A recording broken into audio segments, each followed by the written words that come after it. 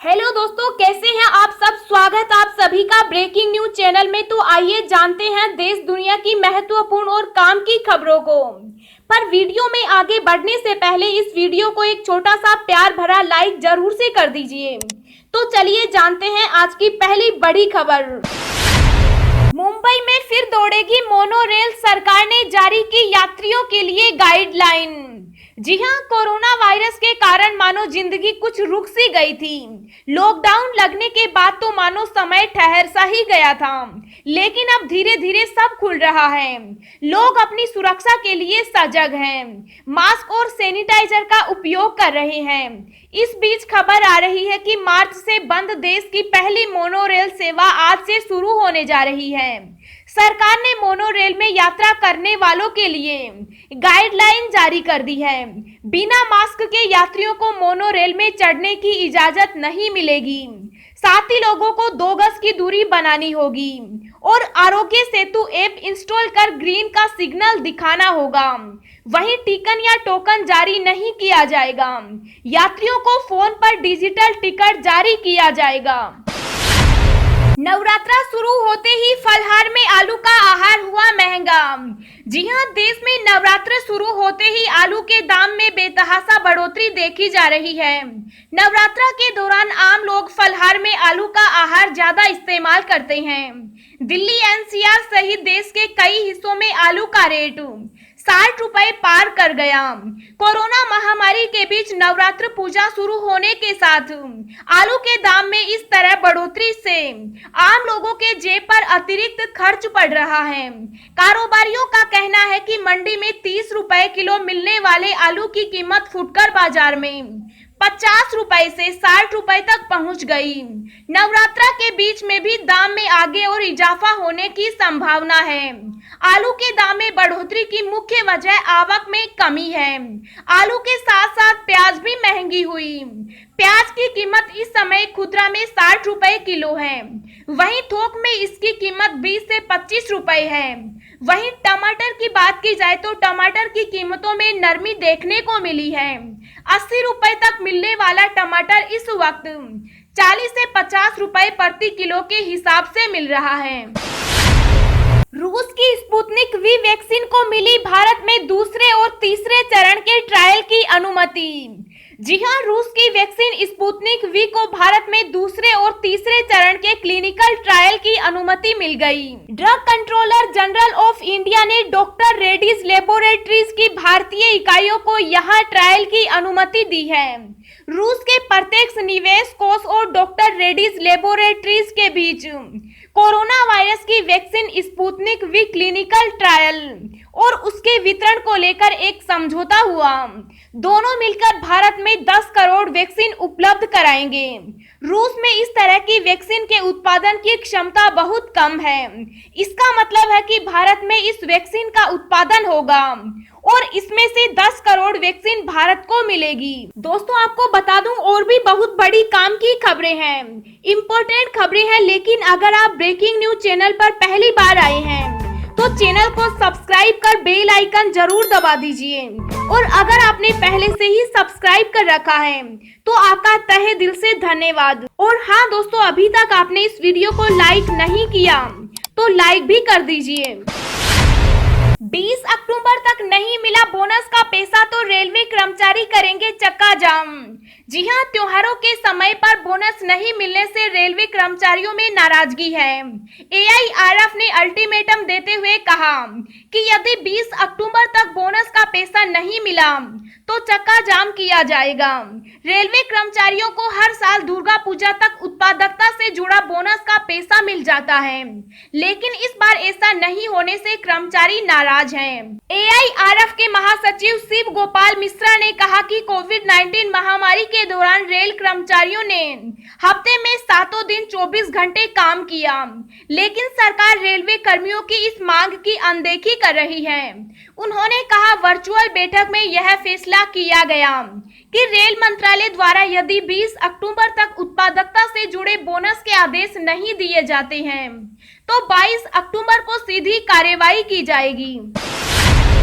आपकी एक गलती रोक सकती है पीएम किसान स्कीम के 6,000 रुपए। 47 लाख किसानों की पेमेंट रुकी। जी हां, प्रधानमंत्री किसान सम्मान निधि स्कीम को लेकर अब नित नए गड़बड़ झाले सामने आ रहे हैं। अब तक राज्य सरकारों ने इस स्कीम के तहत 47,000 किसानों का भुगतान रोक लिया है। उनका कहना है कि इन किसानों का रिकॉर्ड या तो संदिग्ध है या फिर आधार और बैंक अकाउंट के नाम की स्पेलिंग में अंतर है। वहीं कृषि मंत्रालय के एक अधिकारी के मुताबिक आवेदनकर्ताओं के नाम, मोबाइल नंबर और बैंक अकाउंट नंबर में बड़े पैमाने पर गड़बड़ी हुई है। इसके अलावा भी कई ऐसे कारण हैं जिनकी वजह से इन किसानों के खाते में पीएम किसान सम्मान निधि स्कीम का भुगतान नहीं मिल रहा। इनमें से कुछ खाते अमान्य होने की वजह से उनका भुगतान अस्थायी रूप से रोक दिया गया, जबकि कुछ आवेदनकर्ताओं द्वारा जो खाता संख्या दिया गया है वो बैंक में मौजूद नहीं है। कई राज्यों में तो इस स्कीम को लेकर भ्रष्टाचार के मामले भी सामने आ चुके हैं। केंद्रीय कृषि मंत्रालय के अधिकारियों के मुताबिक पीएम किसान सम्मान निधि स्कीम के तहत पात्र किसान परिवारों की पहचान करने की पूरी जिम्मेदारी राज्यों की है, क्योंकि यह स्टेट सब्जेक्ट होने की वजह से राजस्व रिकॉर्ड का वेरिफिकेशन का काम राज्यों का है। कौन किसान है और कौन नहीं, यह खेती के रिकॉर्ड के मुताबिक राज्य सरकार को तय करना होता है। जिनके रिकॉर्ड पर राज्य सरकार मुहर लगा देती है उसी को केंद्र सरकार 6,000 रुपए देती है।